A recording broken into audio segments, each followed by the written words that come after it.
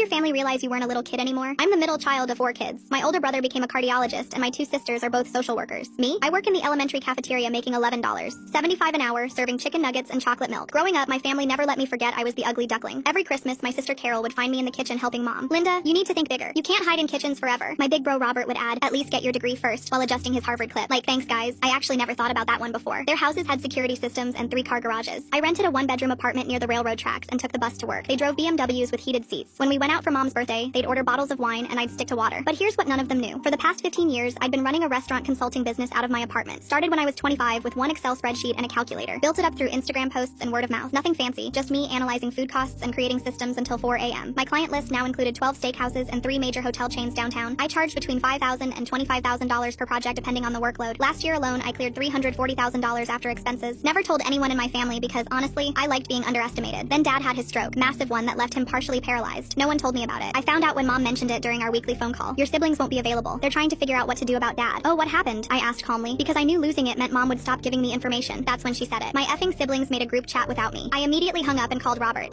Hey, maybe this was an accident, but why wasn't I included in the discussion about dad? He sighed like he was explaining something to a child. Linda, we need to be realistic here. Good facilities cost $8,000 a month. If you can get someone to cover your little hairnet job, maybe you can visit once a month. I told him I'd take care of dad myself. He actually snorted. Ha ha ha ha, I know you're not talking about moving him into that shoebox you live in. Linda, dad needs round-the-clock medical care. This isn't like scooping mashed potatoes onto plastic trays. Carol jumped on the call. Robert's right. We're talking about adult decisions here, not something you can handle on a cafeteria worker's salary. Proper care. As if I'd just prop dad up with some tater tots and call it a day. That weekend I did something that would make them regret their words forever. I drove around looking at houses for sale, found a perfect ranch style with wide hallways and a ground floor master bedroom, just the way dad likes it. Put in a cash offer $20,000 over asking. While my siblings argued about who would cover Medicare, I hired contractors to install grab bars and a roll-in shower. Interviewed home health agencies until I found the perfect team. All while my siblings sent each other links to depressing nursing homes an hour away from everyone. Moved dad in 3 weeks after his discharge. Didn't tell anyone, just showed up at the hospital with the medical transport I'd arranged. Robert was there arguing with the social worker about temporary placement. It's handled, I said, signing the discharge papers. Dad's coming home with me. Carol laughed that sharp, bitter laugh she'd perfected in childhood. Linda, stop. This is embarrassing. You can barely afford your own life. My younger brother James finally spoke up. Let her try and fail. She'll come begging for help in a week when reality hits. 6 months passed. I took care of dad while running my business. He'd sit at my kitchen table watching me organizing files, telling stories about his army days. My siblings barely visited. Carol said she was too busy. Robert said he didn't want to get stuck in traffic. James just stopped responding to texts. They kept their group chat going though. Mom would mention their ongoing debates about long-term care facilities, like they were waiting for me to fail. But then something beautiful happened. It came in the form of something big, thick, and black. Carol's preppy little husband saw my name on the speaker board at a restaurant industry conference. In bold black lettering it read, Linda Mitchell, turning failed restaurants into million-dollar success stories. He took a photo and sent it to the family group chat with 3 question marks. I just laughed and switched my phone off. But when I woke up, I noticed my phone had been bombarded with dozens of texts and missed calls. The first voicemail was angry, the second was threatening. By the 10th, they were practically begging to talk about this rationally. Full story on channel, link below.